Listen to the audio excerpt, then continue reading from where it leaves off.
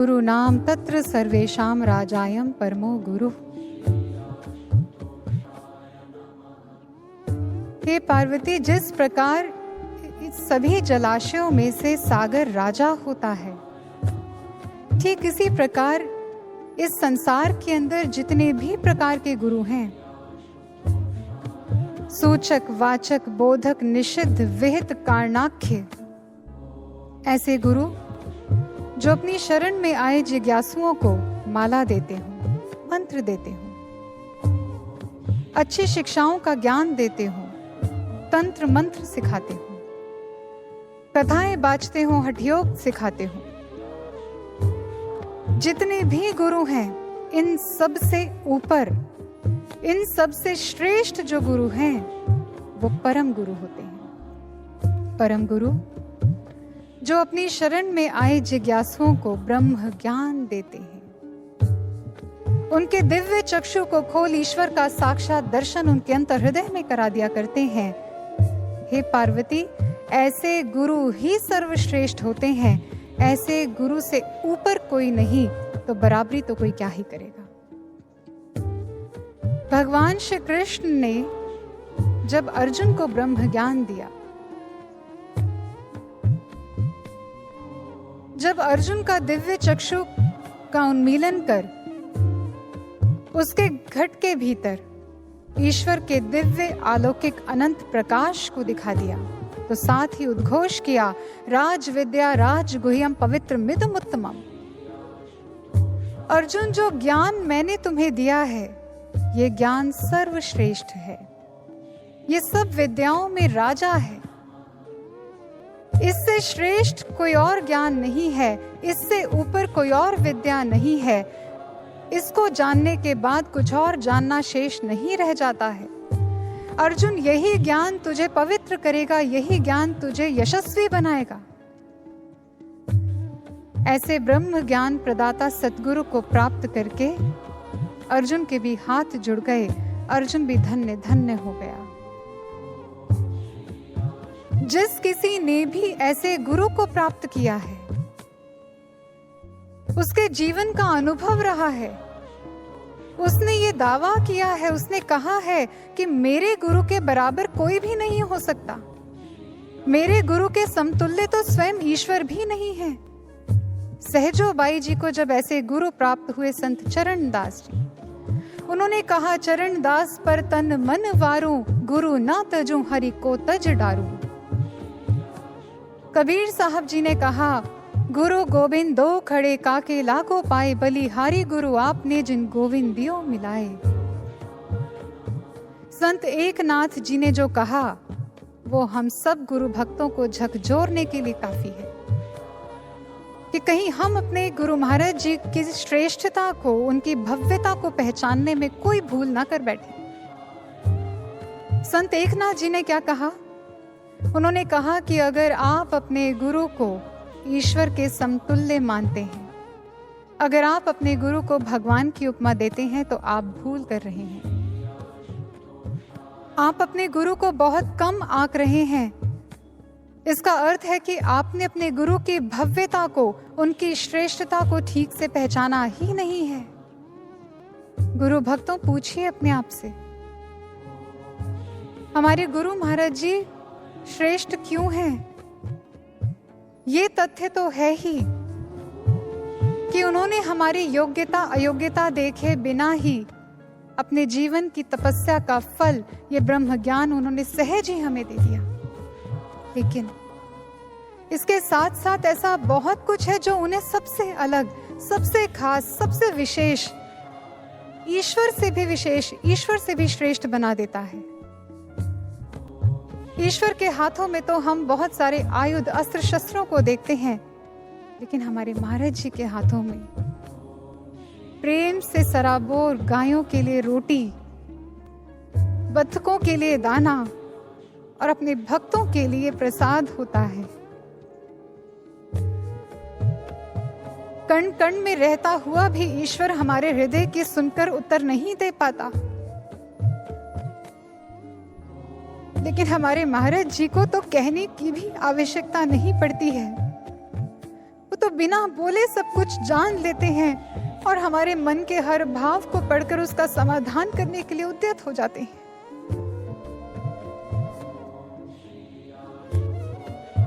इसलिए कोई उनमें पिता को देखता है, कोई उनमें माँ को देखता है, कोई भाई को, कोई सखा को। सबका अपना अपना नाता है गुरु महाराज जी से और भावों से बंधे इस प्रत्येक नाते को निभाने के लिए महाराज जी खुशी खुशी अपना सब कुछ लुटा देते हैं।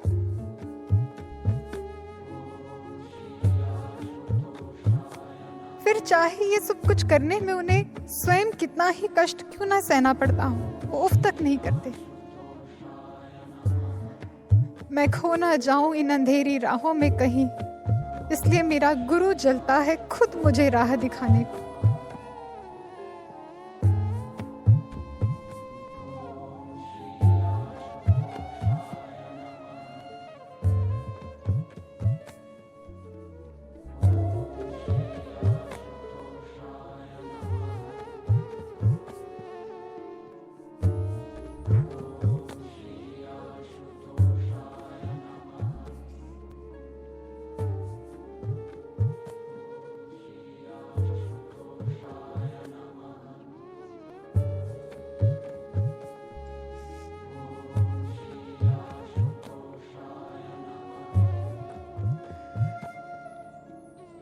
हमने कितनी ही कमियां क्यों ना,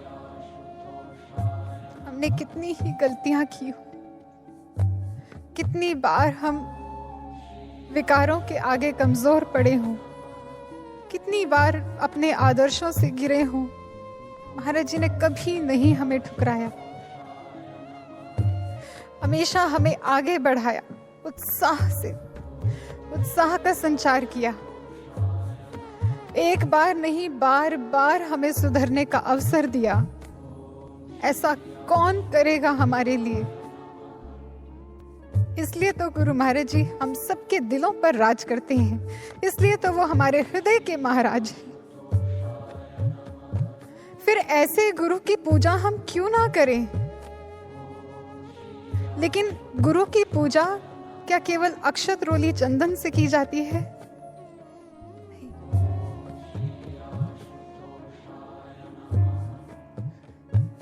गुरुर्मूर्ति स्मरे नित्यम, गुरु नाम सदा जपेत, गुरु आज्ञा प्रकुर्वीत, गुरु अन्यन भावयेत। ऐसे गुरु की वास्तविक पूजा की जाती है,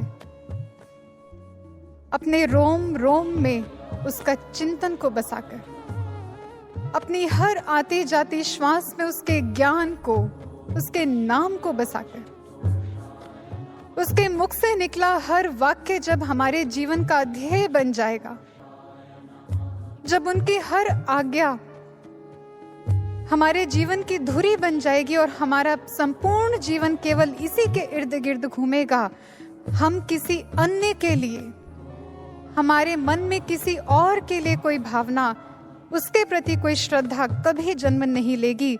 उनके ज्ञान को, उनके मार्ग को छोड़ किसी और विकल्प की ओर हमारा ध्यान नहीं जाएगा। वास्तविक पूजा तब होगी। एक बार महाराज जी से किसी भक्त ने पूछा, उन्होंने कहा कि महाराज जी मैं जब भी आपके पास आता हूं, हर बार सोचता हूं कि कुछ उपहार आपके पास लेकर आऊं, आपको भेंट स्वरूप कुछ दूं, लेकिन मैं कभी समझ ही नहीं पाता कि आपको क्या भेंट करनी चाहिए, आपको क्या उपहार दूं। महाराज जी ने उनकी दुविधा का अंत करते हुए उनको समाधान दिया। महाराज जी ने कहा, जो हमने आपको दिया है आप उसको ठीक से प्राप्त कर लें, यही हमारे लिए सबसे बड़ा उपहार है। गुरु भाइयों और बहनों, महाराज जी ने जो हमें दिया है, क्या हम उसको सच में ठीक से प्राप्त कर पाए हैं? क्या हम उसके प्रति एक निष्ठ हैं? क्या हम उसके प्रति एकाग्र हैं? हम उसके प्रति दृढ़ हैं? महाराज जी ने जो ब्रह्म ज्ञान हमें दिया है, हमारी ईमानदारी कितनी है उसके प्रति। ईमानदारी किसको कहते हैं, इसको एक कहानी से समझते हैं। एक बार एक कंपनी के चीफ एग्जीक्यूटिव ऑफिसर ने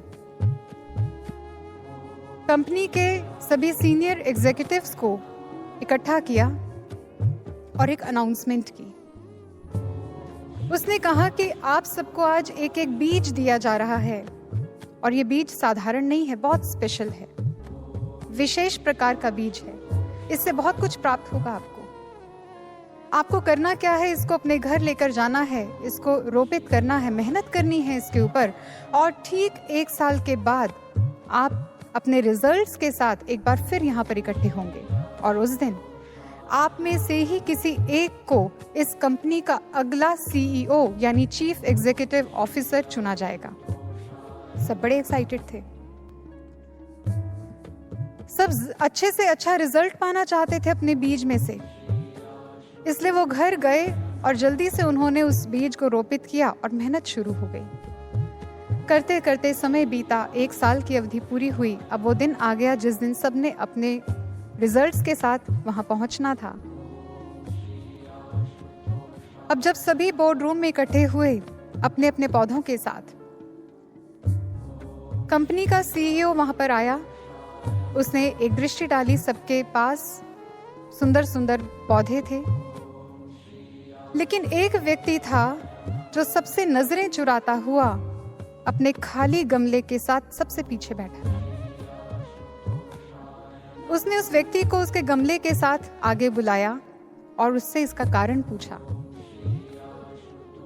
उस एग्जीक्यूटिव ने बताया कि किस प्रकार पूरा साल मेहनत करने के बावजूद भी पौधा तो दूर, एक कोपल तक नहीं फूटी। तुमने मेहनत की थी, बिल्कुल लगन से की थी, क्योंकि सीईओ देख रहा था कि आज भी खाद फ्रेश है और पानी उसमें डला हुआ है, तो मेहनत तो उसने की है। अब उस सीईओ ने सबको देखा और कहा कि अब आप सभी अपना दिल थाम लें, क्योंकि मैं इस कंपनी के अगले चीफ एग्जीक्यूटिव ऑफिसर से आपको मिलवाने जा रहा हूं और वो वही व्यक्ति है जिसका गमला खाली है। सब बहुत हैरान हुए, हमारे इतने सुंदर सुंदर पौधे, लेकिन जिसको कुछ भी प्राप्त नहीं हुआ, वो सीईओ कैसे, क्यों? ऐसे बहुत सारे प्रश्न उनके मन में उठने लगे। सीईओ ने एक्सप्लेन किया उन्होंने कहा कि 1 साल पहले जब बीज मैंने आपको दिए थे, मैंने आपको कहा था कि ये विशेष प्रकार के बीज हैं, इनसे बहुत कुछ प्राप्त होगा, लेकिन आप लोगों ने क्या किया?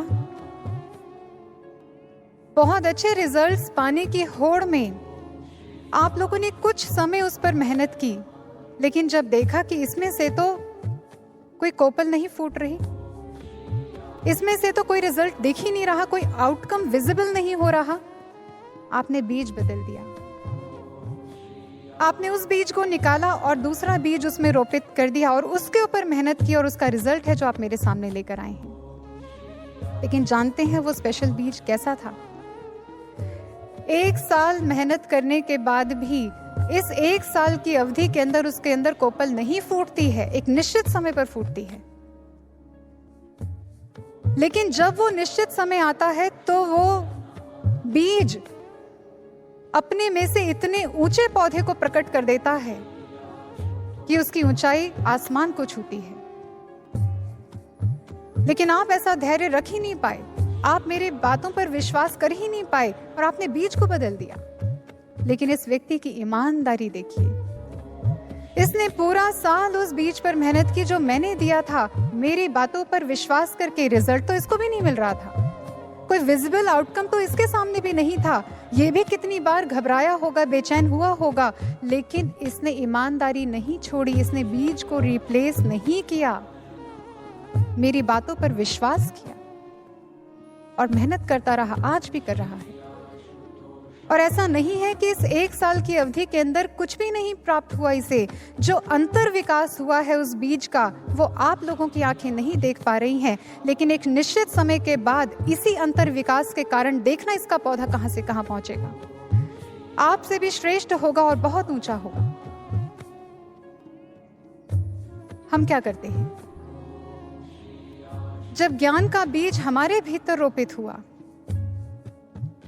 हमें जिस दिन से ज्ञान मिला है उसी दिन से हमारे भीतर भी सकारात्मक परिवर्तन आना शुरू हो चुका है।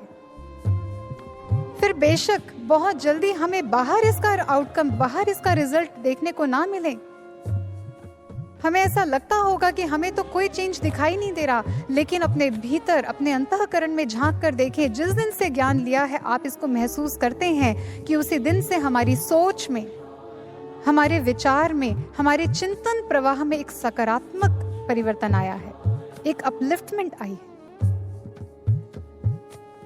हम अब वैसे नहीं हैं अंदर से जैसे पहले हुआ करते थे, बहुत पॉजिटिव चेंज है।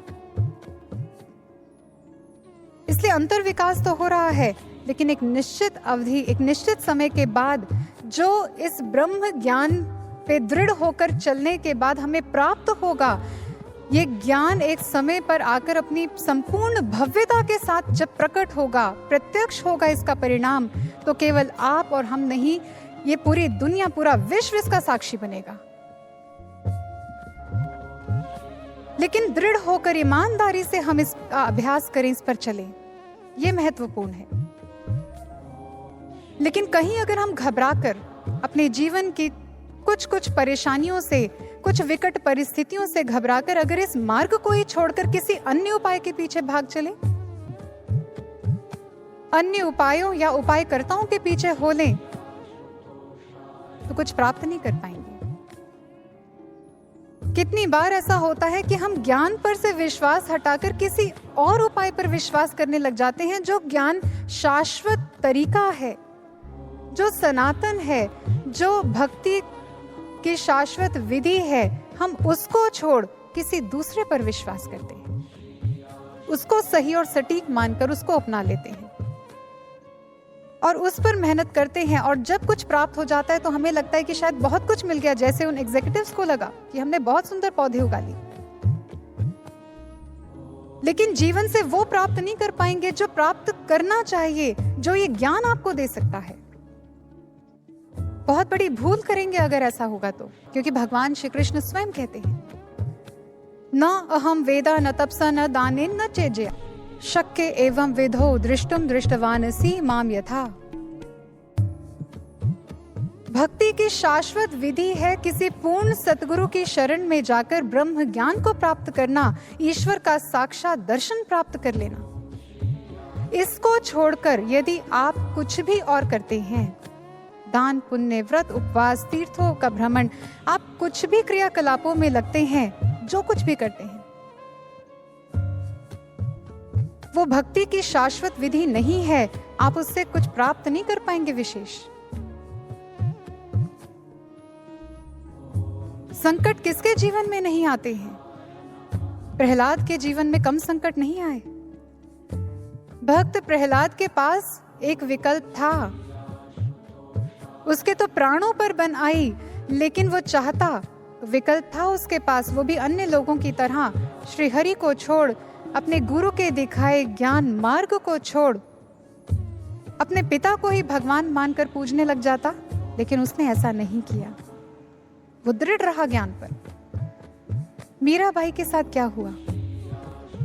उनका तो संपूर्ण जीवन ही कष्टों से भरा था, कष्टों का पर्याय था, लेकिन न उन्होंने गुरु को छोड़ा, न उनके ज्ञान मार्ग को छोड़ा, इस पर दृढ़ रही, इस शाश्वत विधि पर दृढ़ रही,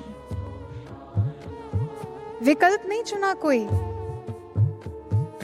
ऐसे बहुत से उदाहरण हैं, एक या दो नहीं, गुरु भक्ति के इतिहास में ऐसे कई उदाहरण हैं, कई ऐसे पात्र हुए हैं जिन्होंने कितने ही कष्टों और यातनाओं को सहने के बावजूद भी इस भक्ति मार्ग से पलायन करने का विकल्प नहीं चुना, इसको छोड़ किसी अन्य उपाय को कर लें, ऐसा विचार भी अपने मन में लेकर नहीं आए। और ऐसे ही भक्त हुए हैं जिन्होंने स्वर्णिम इतिहास रच दिया है। दो भक्तों की गाथा आपको सुनाते हैं। गुरु श्री हरगोविंद महाराज जी के दो अनूठे शिष्य थे, संती और पल्ला। संती जो बचपन से ही गुरु श्री हरगोविंद महाराज जी के भक्ति के रंगों में ऐसी रंगी थी कि कोई और रंग उनके ऊपर चढ़ता ही नहीं था। लेकिन जिस दिन विवाह हुआ, उन्हें ज्ञात हुआ कि केवल वो परिवार ही नहीं बल्कि पूरा गांव ही किसी तांत्रिक पीर का मुरीद है। पहले दिन से ही कष्ट और यातनाएं मिलनी आरंभ हो गई, क्योंकि सभी उनको अपने पीर के आगे झुकाने के लिए कोशिश करते, जबरदस्ती करते, लेकिन वो अपने मार्ग पर दृढ़ रहती, गुरु के द्वारा दिए गए आदर्शों पर अडिग रहती। करते करते समय बीता, पुत्र ने जन्म लिया, उसका नाम रखा पल्ला। पति का देहांत हो गया। अब पुत्र को लेकर वो अलग रहती। बहुत कष्ट सहकर, बहुत यातनाएं सहकर, मेहनत मजदूरी करके वो अपने पुत्र का भरण पोषण कर रही थी, लेकिन केवल मात्र रोटी से नहीं, भक्ति के उत्तम संस्कारों से। इसलिए बचपन से ही, शुरू से ही पल्ला भी गुरु श्री हरगोविंद महाराज जी का भक्त बन गया, प्रेमी भक्त बन गया। वो उन्हीं की महिमाएं सुन सुनकर बड़ा हुआ। उन्हीं की कृपाओं के तले उसने अपना संपूर्ण जीवन बिताने की ही सोची, उसका अनुभव किया। उसने बचपन से किसी साथी, किसी सखा, किसी पिता को देखा जाना था, तो वो उसके गुरु महाराज जी थे। गुरु महाराज जी को कभी प्रत्यक्ष देखा नहीं था, उसने दर्शन नहीं किया था कभी उनका, लेकिन उनकी लीलाएं सुन सुनकर ऐसा प्रेम स्थापित हो गया, ऐसी भक्ति दृढ़ हो गई उसकी कि उनके अतिरिक्त किसी और का भाव मन में आता ही नहीं था। कौन सा ऐसा दिन था जब उन्हें यातनाएं नहीं मिली, जब उन्हें कोई कटाक्ष नहीं मिले, जब उन्हें ताने सुनने को नहीं मिले। कभी गांव वाले उन्हें प्रलोभन देते,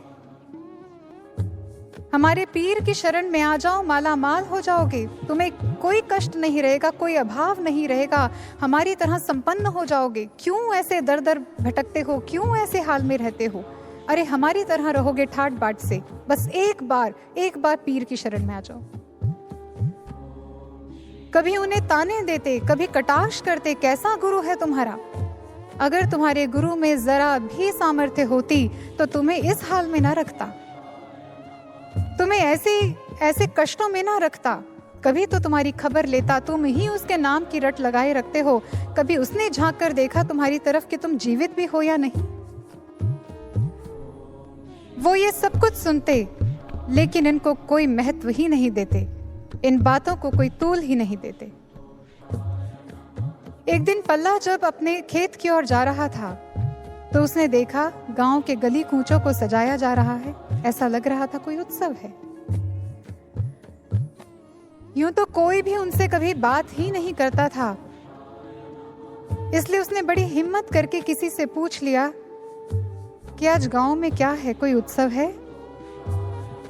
उत्तर तो मिला, लेकिन कटाक्षों से भरा हुआ। उस व्यक्ति ने कहा कि हाँ, उत्सव ही है। आज हमारे पीर सखी सरवर हमें दर्शन देने हमारे गांव में आ रहे हैं। क्या तेरे गुरु कभी आए? हमारे गुरु तो हमारी इतनी फिक्र करते हैं। क्या तेरे गुरु ने कभी जानने की कोशिश की कि तुम किस हाल में रहते हो? कभी उनके मन में तुम्हारा कोई ख्याल आया है? अभी भी कहते हैं छोड़ दो ऐसे गुरु को, कुछ नहीं मिलने वाला। कभी तो तुम्हें दर्शन देते, कभी तो तुमसे मिलने आते, कभी तो तुम्हारा हालचाल पूछते। यूं तो ऐसे ताने पल्ला ने बहुत बार अपने जीवन काल में सुने थे, लेकिन कभी ऐसा महसूस नहीं किया। लेकिन आज पल्ला का हृदय विदीर्ण हो रहा था इन तानों को सुनकर। आज उसके मन में पीड़ा उठ रही थी, इसलिए वो बोझिल मन के साथ खेत ना जाकर वापस अपने घर लौट आया। आकर माँ से कहा, माँ, हमारे गुरु महाराज जी ने कभी हमें दर्शन क्यों नहीं दिए? वो हमसे मिलने कभी क्यों नहीं आए? क्या उनको हमारी याद नहीं आती? क्या उनके मन में हमारा ख्याल नहीं जन्मता?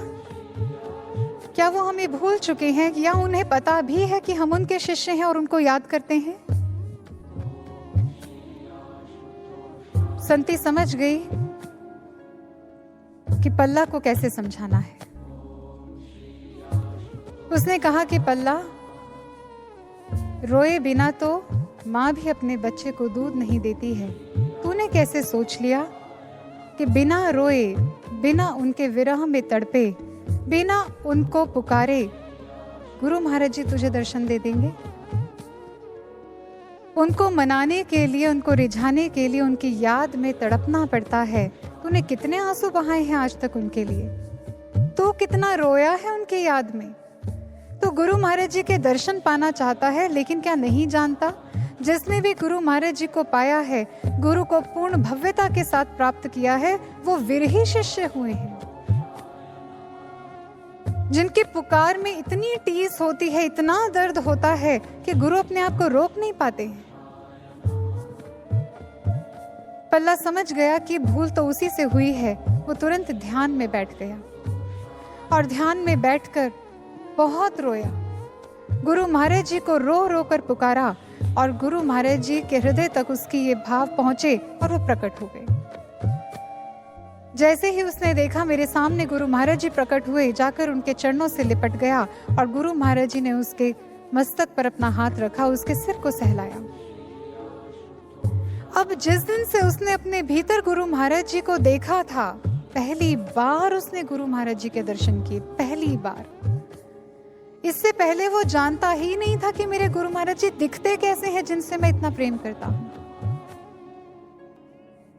लेकिन जब से उसने अपने अंतर में उनको देखा, उनका दर्शन किया, अब उनके साकार रूप के दर्शनों की चाह प्रबल हो गई। अब वो दिन रात केवल यही प्रार्थना करता, उसके मन में यही भाव उठता, यही पुकार उठती कि हे गुरु महाराज जी, मुझे आपके साकार रूप के दर्शन भी करने हैं। आप शीघ्र मेरे पास आ जाइएगा, मैं आपके दर्शनों के बिना अब नहीं रह पाऊंगा।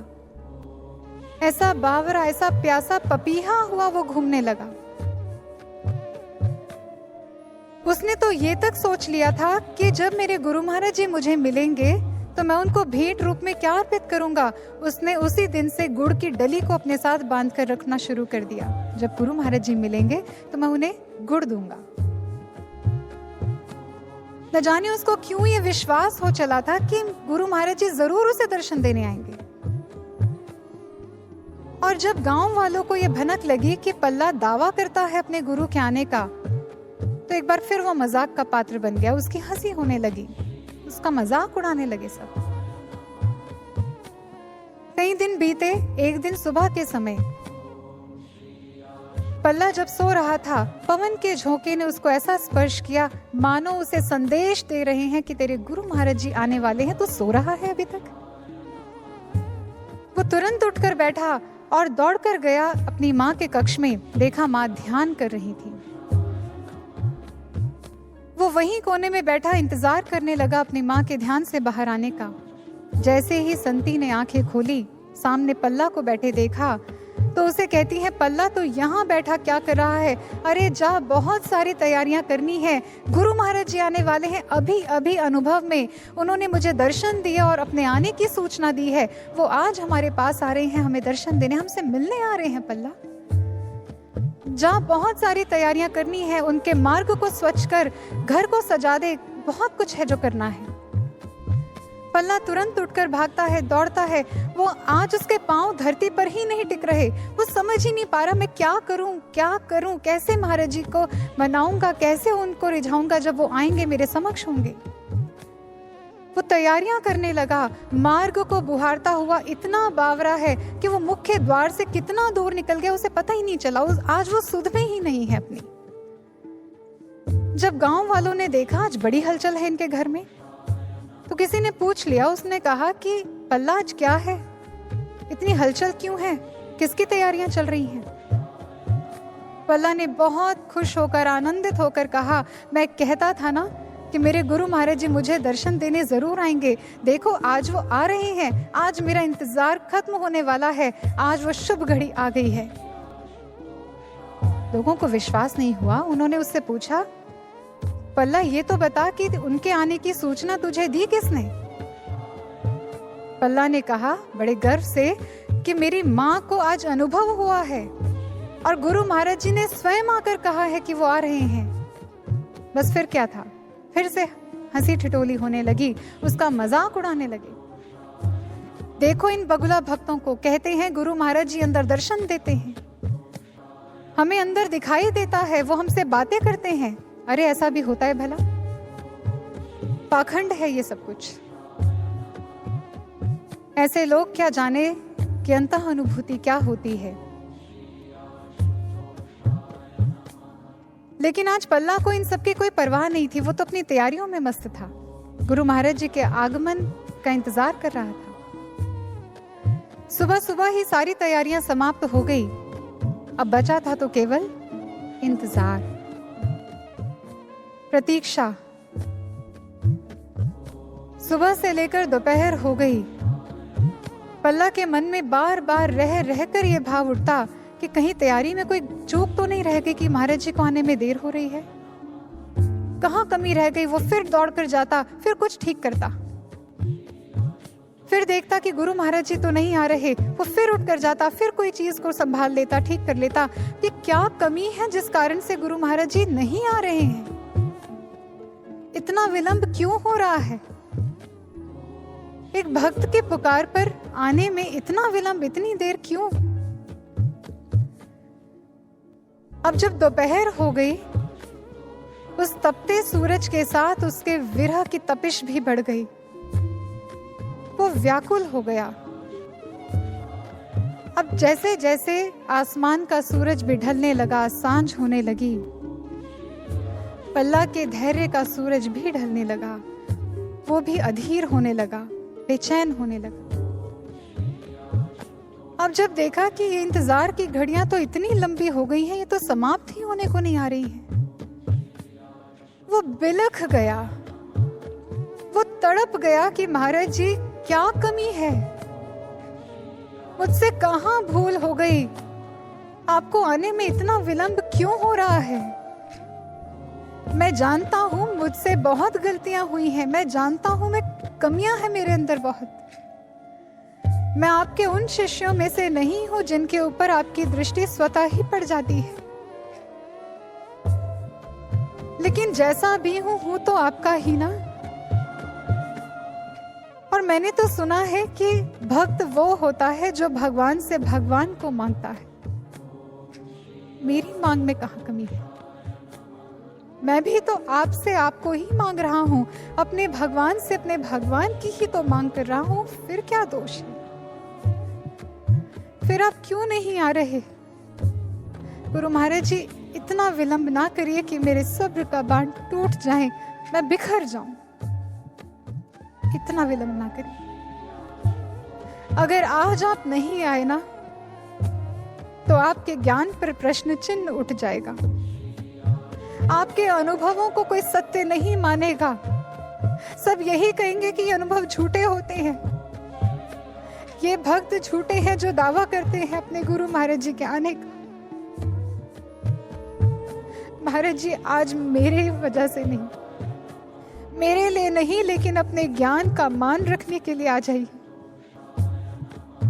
आज अपने अनुभवों का मान रखने के लिए आ जाइए।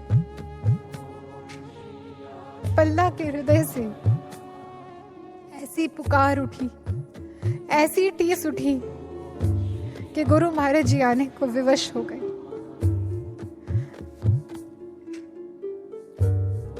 घोड़ों की टापों की, उनके हिनहिनाने की आवाज सुनाई देने लगी और पल्ला के साथ सारे गांव वालों की दृष्टि उस आवाज की दिशा में मुड़ गई। सबने देखा, सब साक्षी बने इस बात के कि गुरु महाराज जी अपने 50-60 शिष्यों के साथ पल्ला का मान रखने के लिए, उसकी भक्ति से प्रसन्न होकर उसको दर्शन देने के लिए पहुंच गए थे। पल्ला दौड़ कर गया, गुरु महाराज जी को अभी घोड़े से उतरने भी नहीं दिया, तुरंत जाकर उनके चरणों से लिपट गया, बहुत रोया।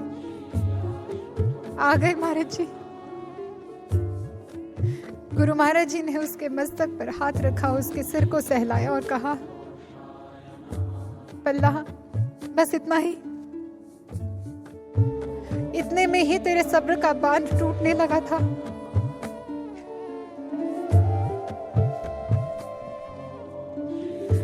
इंतजार की घड़ियां तो बहुत लंबी हो सकती है, कष्टदायी हो सकती हैं, लेकिन इंतजार का जो फल है वो बहुत आनंददायी होता है।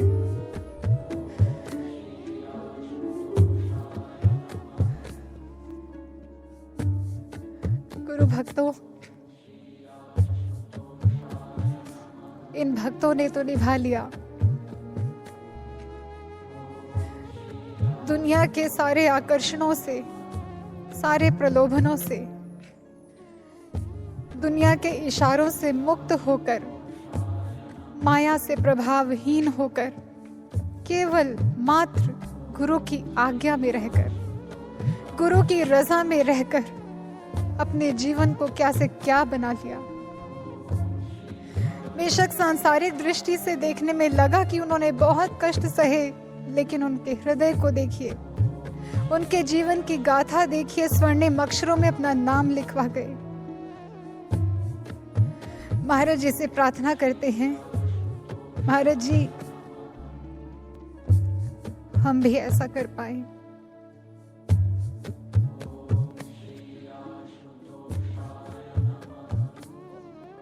मेरे सतगुरु मुझको देना सहारा, मेरे सतगुरु मुझको देना सहारा, कहीं छूट जाए ना दामन तुम्हारा।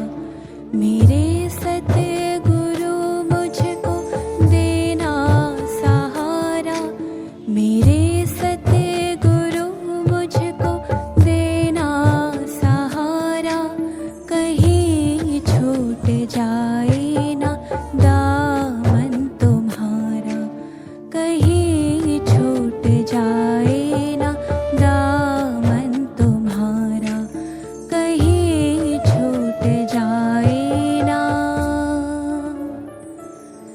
दामन तुम्हारा।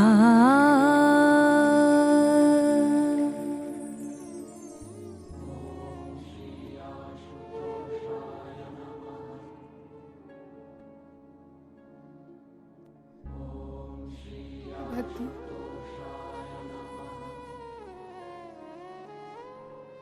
सब भक्तों की ओर से महाराज जी के चरणों में ये प्रार्थना है, महाराज जी इसे स्वीकार करें।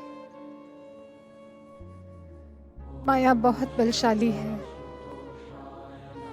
लेकिन हमें आपकी समझ, आपकी मति से चलने की शक्ति देना महाराज जी। हमसे भूल से भी कोई ऐसी भूल ना हो जो आपके दामन से हमें छुड़वा दे, जो आपके साथ को हम खो बैठे। ऐसा कभी कभी ये पल जीवन में ना आए। अनगिनत विषयों की लहरें उठ रही हैं वेग से, दूर करती जा रही हमको प्रभु के नेह से। अब समय है श्रेष्ठ चिंतन सद्गुणों की नियुक्ति का, रुक ना पाए दौर अब साधकों की प्रगति का, रुक ना पाए दौर अब साधकों की प्रगति का। मैं ही कहते हुए अपनी वाणी को विराम देती हूँ।